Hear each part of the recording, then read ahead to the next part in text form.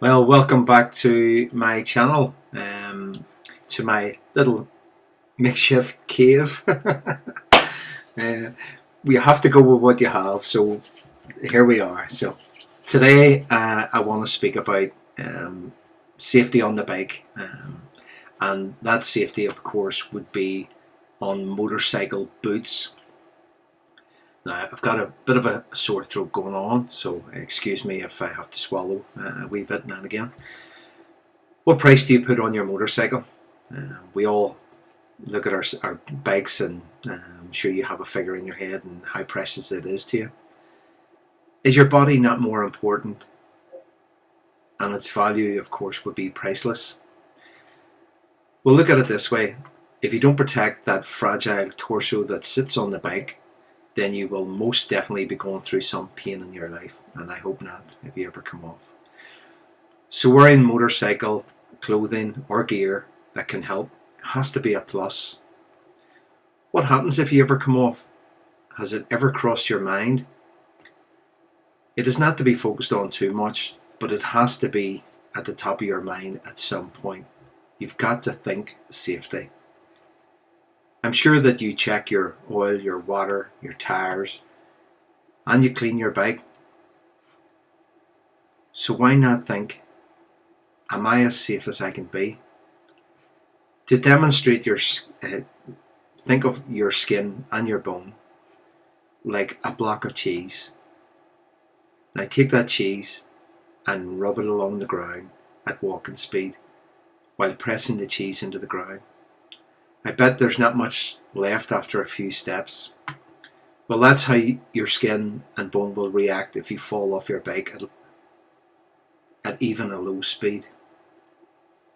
I'm definitely no expert, but I have fallen off a few bicycles in my time, and I've had a few terrible cuts and bruises.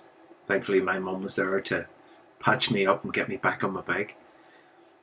Now add that to a bike with an engine with a few more horsepower and at higher speeds. It doesn't bear thinking about. It could be devastation. This is where good motorcycle boots come into play, as well as gloves, jackets, trousers and body armour. When knights of old went to fight, they didn't go out in their sandals and t-shirts, and neither should you. Motorcycle boots are tremendously important, assuming that you do want to protect those bits at the bottom of your legs. If you don't want to invest in a pair of boots designed specifically for motorcycle riding, then you might be asking for trouble. I've seen people wearing work boots which have steel toe caps and are heavy, and you might not even feel the gear lever underfoot if you decide to wear work boots.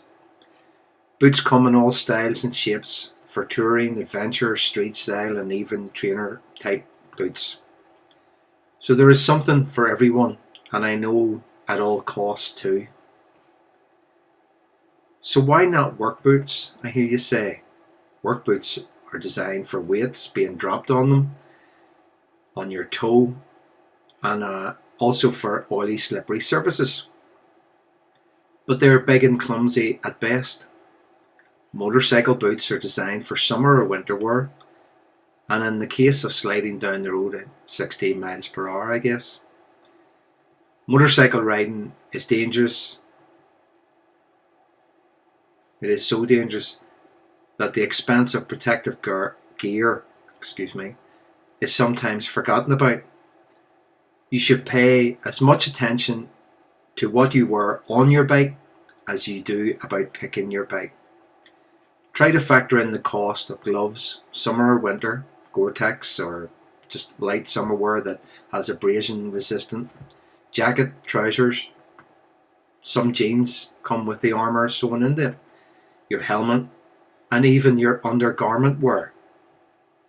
Touching on the undergarment wear, this subject I will be speaking about in another video a little later on.